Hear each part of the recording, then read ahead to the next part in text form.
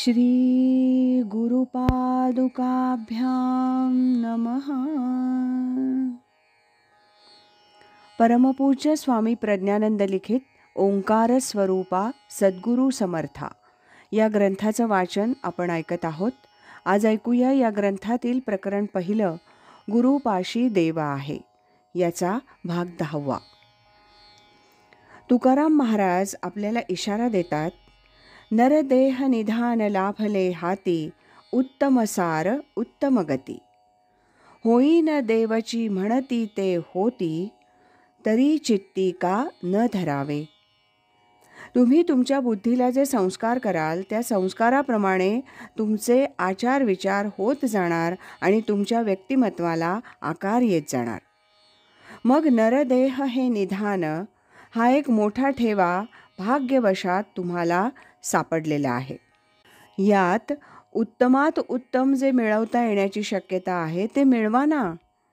मग तुम्ही जर स्वतःशी असा संकल्प केलात की मला देवच व्हायचंय, या जीवनामध्ये येऊन मनुष्य म्हणून जन्माला आलो असलो तरीसुद्धा मला देव व्हायचंय, देव होऊ शकता. भगवान मनूनं त्याच्या मनुस्मृतीमध्ये असं म्हटलंय की भूतमात्रामध्ये प्राणी श्रेष्ठ आहे, प्राण्यामध्ये बुद्धिजीवी श्रेष्ठ आहे आणि बुद्धिजीवांमध्ये मनुष्य सर्वश्रेष्ठ आहे. मग मनुष्याला आणखीन सर्वश्रेष्ठ व्हावयाचं असेल तर त्याला देव होता येतं. एवढी ताकद, एवढी शक्ती, एवढी प्रेरणा त्याच्याजवळ दिलेली आहे. मनुष्य बुद्धिमान आहे, विचारी आहे, म्हणून त्याचं सारं जीवन तो आनंदमय करू इच्छितो. याकरता त्याची सगळी धडपड चाललेली आहे. पण या त्याच्या जन्माला खऱ्याखुऱ्या अर्थानं किंवा त्याच्या प्रयत्नाला सार्थकता लाभावी असं वाटत असेल तर 3 प्रश्न त्या जीवाला कधी ना कधी पडले पाहिजेत. जिज्ञासा जागी झाली पाहिजे. मी कोण आहे? खातो पितो झोपतो, सुखदुःख भोगतो, नाना तऱ्हेचे उपद्व्याप करतो, खटपटी करतो, कधी सुखी होतो तर कधी दुःखी होतो. पण नेमका मी कोण आहे? लहानपणी असणारा, बालपणी असणारा तो खरा मी? का तरुणपणी असणारा तो मी खरा? का वृद्ध झाल्यानंतर असणारा मी खरा? सारखा रडणारा, दुःखी कष्टी होणारा तो खरा? का आनंदासाठी धडपडणारा? कोण खरा माझ्यातला? कोहम हा प्रश्न जेव्हा पडतो तेव्हा माणसाच्या जिज्ञासेला प्रारंभ होतो.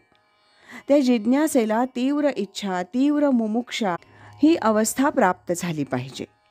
ज्याच्या अंतःकरणामध्ये ही तीव्र मुमुक्षा निर्माण होते त्याला मग पुढची वाटचाल साधी सोपी होते आणि सद्गुरू भेटतात. त्या सद्गुरूंनी दाखवलेल्या मार्गाने तो पुढे जायला लागतो. दुसरा प्रश्न त्याला पडावा, किम इदम, हे सगळं विश्व म्हणजे आहे तरी काय? इतके नानाविध तऱ्हेचे पदार्थ, प्राणी, वस्तू या विश्वामध्ये भरलेले आहेत. हे कुठून आलं सगळं? कुणी निर्माण केलं? त्याचं खरं स्वरूप काय ते मला पाहायचंय. कुत आयाता, कुठून हे सगळं आलं हे मला पाहायचंय, हे मला जाणायचंय. याच्याकरता जो धडपड करतो तो खऱ्या अर्थानं जीवन जगला. नरदेहाचे उचित काही करावे आत्महित, हे 3 प्रश्न आत्महित साधून देणारे आहेत. या 3 प्रश्नांचा विचार न करताच जे जगतात ते वाया जातात. आज इथंच थांबूया. यानंतरचा भाग आपण नंतर ऐकूया. राजाधिराज सद्गुरुनाथ महाराज की जय.